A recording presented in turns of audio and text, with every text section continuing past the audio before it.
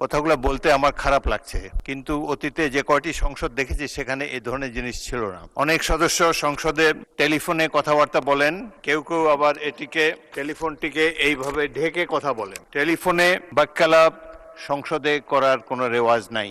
আপনাদের টেলিফোনটা দয়া করে মিউট করে রাখবেন। যদি একান্তই কথা বলার প্রয়োজন হয় লবিতে গিয়ে কথা বলেন। সংসদে ইতিমধ্যে একজনকে পানাহারেরত অবস্থায় দেখতে পাচ্ছি। সংসদে খাওয়া দাওয়া পানাহারের কোনো বিধান নেই। তো আমাদেরকে এই সংসদের ট্র্যাডিশন, আপনাদের সহযোগিতার জন্য ধন্যবাদ। দু একটি বিষয় আপনাদের জ্ঞাতার্থে অত্যন্ত বিনয়ের সাথে পেশ করতে চাই। এই সংসদ জাতির আশা আকাঙ্ক্ষার প্রতীক।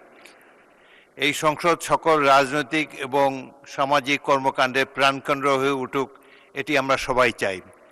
একটি জাতীয় সংসদ এগিয়ে যেতে পারে তার ডিগনিটি বজায় রেখে, মর্যাদা বজায় রেখে, যেটি নির্ভর করে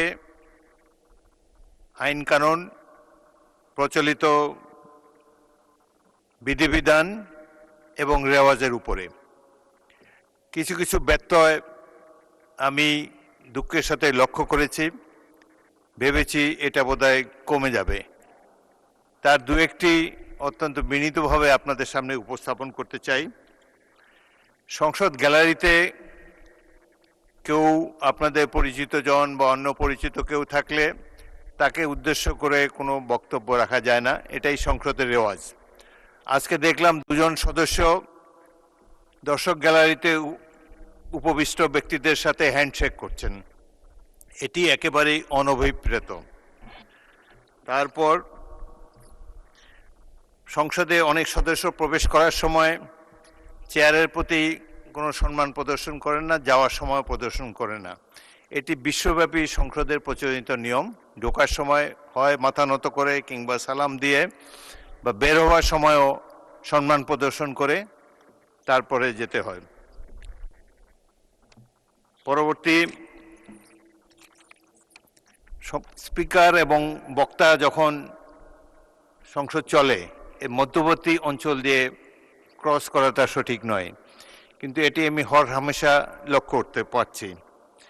অনেক সদস্য সংসদে টেলিফোনে কথাবার্তা বলেন, কেউ কেউ আবার টেলিফোনটিকে এইভাবে ঢেকে কথা বলেন। টেলিফোনে বাক্যালাপ সংসদে করার কোনো রেওয়াজ নাই। আপনাদের টেলিফোনটা দয়া করে মিউট করে রাখবেন। যদি একান্তই কথা বলার প্রয়োজন হয় লবিতে গিয়ে কথা বলেন। সংসদের মধ্যে কথাবার্তা বলা এটা সংসদের রীতি নেওয়াজের খেলাপ।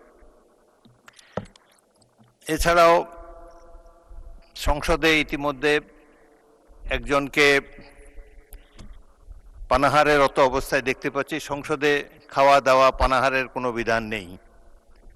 তো আমরা আশা করব, এই কথাগুলো বলতে আমার খারাপ লাগছে, কিন্তু অতীতে যে কয়টি সংসদ দেখেছি সেখানে এই ধরনের জিনিস ছিল না। তো আমাদেরকে এই সংসদের ট্র্যাডিশন বজায় রাখা আমাদের সকলেরই কর্তব্য। সংসদের মর্যাদা ক্ষুণ্ণ হয় এ ধরনের কোনো কিছু করা আমাদের পক্ষে অনুচিত। পয়েন্ট অফ অর্ডার অনেকেই রেজ করতে চান।